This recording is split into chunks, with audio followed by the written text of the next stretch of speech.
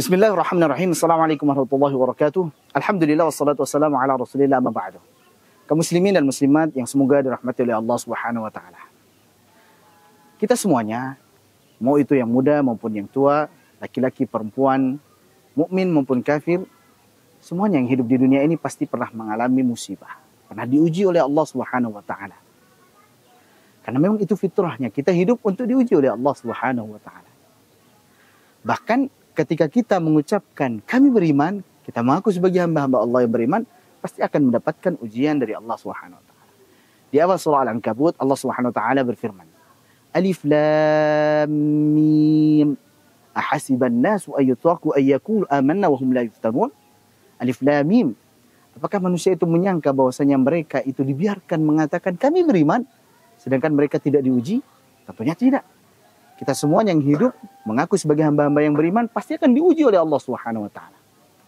Namun ingatlah, seberat apapun ujian kita, sebesar apapun musibah yang kita alami, yang pertama tanamkan mindset bahwasanya Allah tidak akan membebani setiap jiwa kecuali apa yang ia mampu saja. Allah berfirman, la yukallifullahu nafsan illa wus'aha.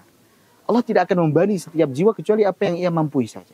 Artinya kita sebenarnya mampu untuk menghadapi ujian dan musibah tersebut, selama Allah berikan kemudahan bagi kita.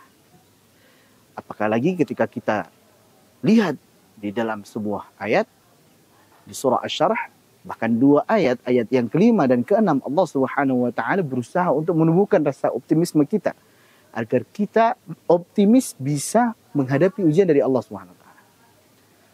Allah berfirman, fa inna ma'al usri yusra, inna ma'al usri yusra. Di ayat yang kelima Allah berfirman, maka sesungguhnya bersama kesulitan pasti ada kemudahan. Sesungguhnya bersama kesulitan pasti ada kemudahan. Kalau kita tadabburi ayat ini, maka Masya Allah, kita akan temukan paling tidak ada 4 penekanan Allah Subhanahu wa taala menekankan bahwasanya bersama kesulitan pasti ada kemudahan. Penekanan yang pertama adalah dengan adanya pengulangan di ayat yang kelima dan keenam. Setelah Allah berfirman di ayat yang kelima, fa inna ma'al usri yusra, di ayat yang keenam Allah ulangin, inna ma'al usri yusra. Dan ini faedahnya adalah sebagai penekanan. Yang kedua adalah terdapat lafaz inna, artinya sesungguhnya, bahwa sesungguhnya bersama kesulitan pasti ada kemudahan. Ini adalah penekanan. Yang ketiga adalah bahwa di ayat 5 dan 6 Allah gunakan lafaz al-usri dengan alif lam, dengan ma'rifat.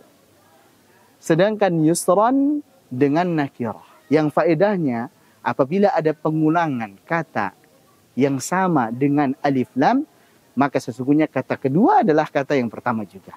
Sesungguhnya al-usri, kesulitan yang kedua adalah kesulitan yang pertama juga. Sehingga kalau kita terjemahkan, maka sesungguhnya bersama kesulitan pasti ada kemudahan.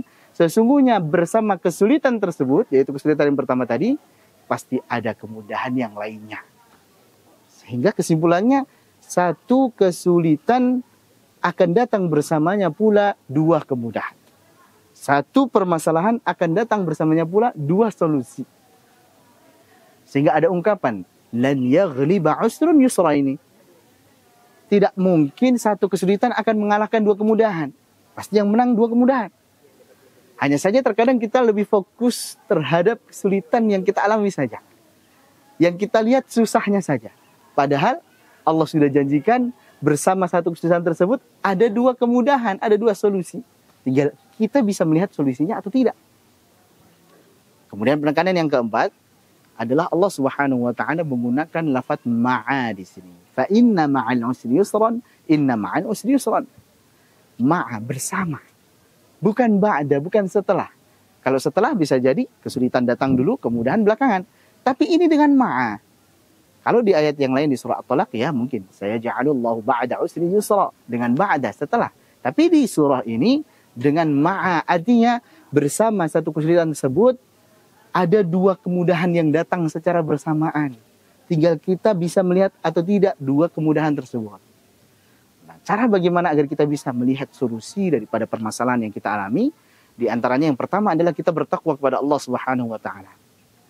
Allah Subhanahu wa taala berfirman di surah At-Talaq, "Wa may yattaqillaha yaj'al lahu makhraja." Barang siapa yang bertakwa kepada Allah, maka Allah akan berikan jalan keluar, akan berikan solusi daripada permasalahannya.